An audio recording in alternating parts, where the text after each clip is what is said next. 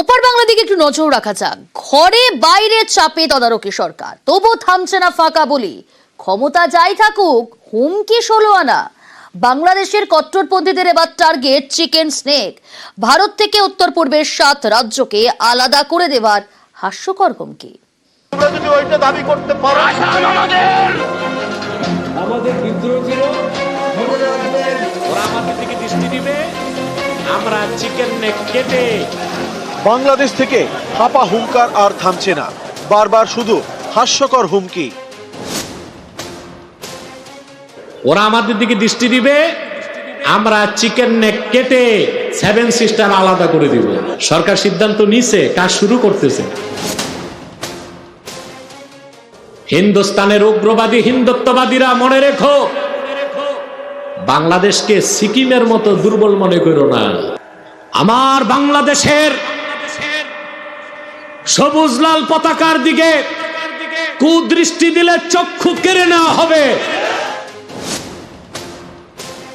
এপারে আমরা শক্তিশালী, আমাদের সেনাবাহিনী শক্তিশালী, আমাদের স্টেটের পুলিশ শক্তিশালী। সে চায়না তাকাক আর পাকিস্তান তাকাক আর বাংলাদেশের এখন যারা এসছে তাকাক, তাদের চোখ উপড়ে ফেলে দেওয়া হবে। একটি সার্বভৌম দেশের ভিতরে ঢুকে অন্য কোনো দেশ যুদ্ধ পরিস্থিতি ছাড়া কোনো কিছু করতে পারে না। হাতির 2 ধরনের দাঁত হয়, একটা দেখানোর, একটা খাবার। যা করার ভারত সরকার করছে, সমাজদারকে নিয়ে ইশারাই কাঁপিয়ে।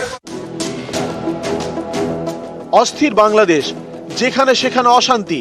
এরই মাঝে বারবার বাংলাদেশ থেকে ধেয়ে আসছে হাস্যকর সব হুমকি, ভারতকে নিশানা করে।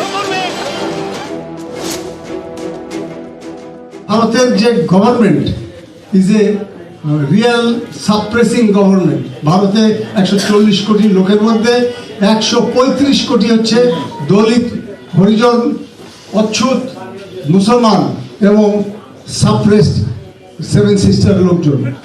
এদের মুক্তি দান করার জন্য আমরা যথেষ্ট।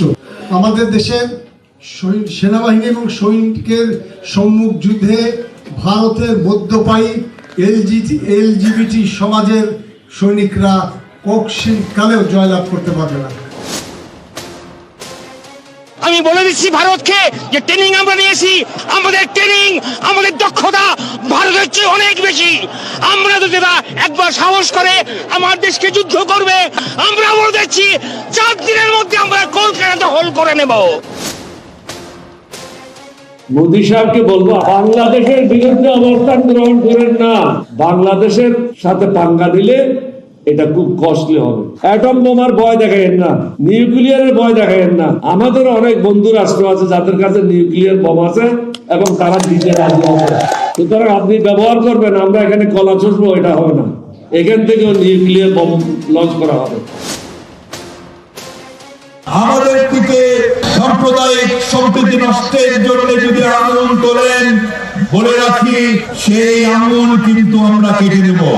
রাফায়েল বিমানের ভয় দেখায়, আরে ভাই আছে কয়টা রাফায়েল বিমান? রাফায়েল বিমান নাকি বাংলাদেশে আসলে আমরা নাকি টয়লেট করে, তাহলে বোঝেন আমাদের টয়লেট করতে রাফায়েল বিমান লাগে। হাস্য করে আস্ফালন যেন থামার নামই নিচ্ছে না। এবার হুমকি ধর্মীয় প্রচারকে। ওরা আমাদের দিকে দৃষ্টি দিবে, আমরা চিকেন নেক কেটে 7 সিস্টার আলাদা করে দিব। সরকার সিদ্ধান্ত নিছে, কাজ শুরু করতেছে। নিউজ 18 বাংলা।